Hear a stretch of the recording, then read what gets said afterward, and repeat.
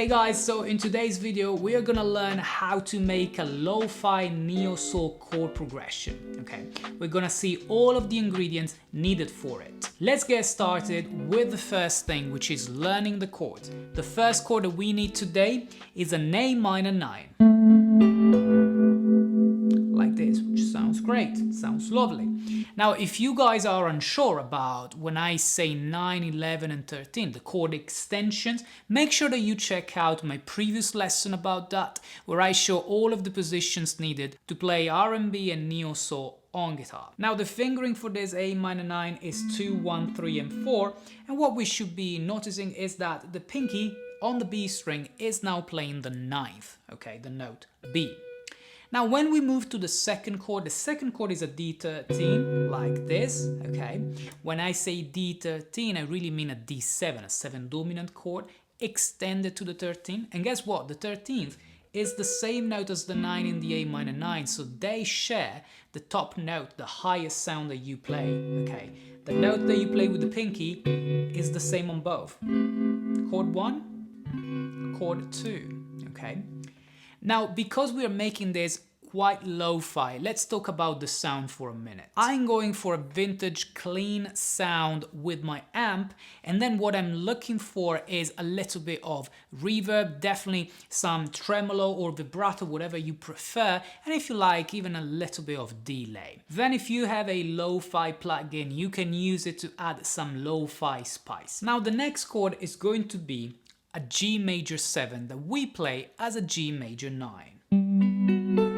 Okay, and we may want to play that neo-soul move that I talk about often when I play major 9th chord positions on the channel, like this, which is essentially a hammer-on between the 6th and the major 7th on the G string, like that, okay. By now, if you know some music theory, you may have recognized that this is nothing but a 2-5-1 in G major. A minor 9 is our 2 today, D13 is our 5-5-7 dominant, and then G major 9 is the 1, the tonic of this chord progression. Now, we've got the chord progression, we've got the lo-fi tone. What we still need is a little bit of neo-soul spice with a passing chord. And when I say passing chord in neo-soul, I'm referring to a diminished 7th chord, like this. Okay, this is an A flat diminished 7th. Here is the voicing, 2, 3, 1, 4. Okay.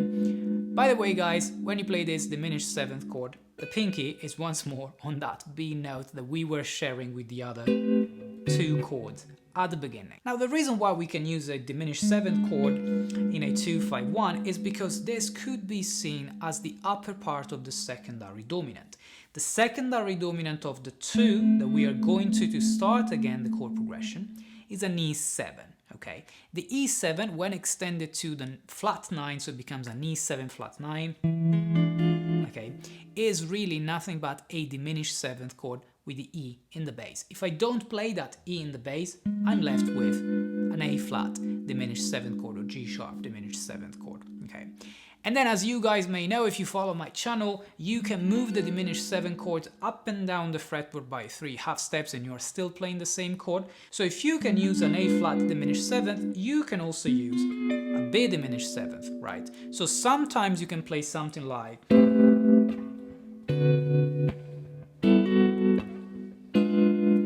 only one diminished 7th chord, and then sometimes you can play both.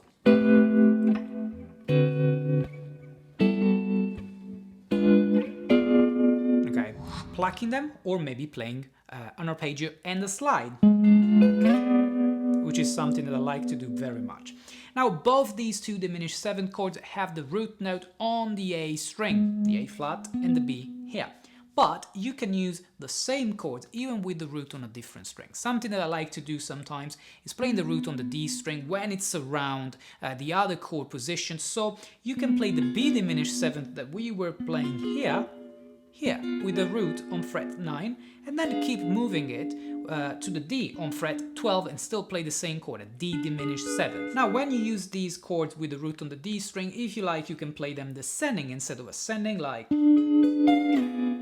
it sounds really cool. Let's check this out.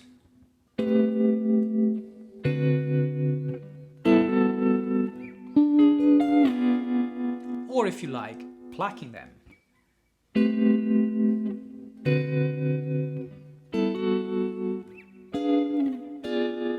Okay, so this already sounds interesting with the guitar, with this lo-fi tone, but I would like to practice this with you with a drum beat.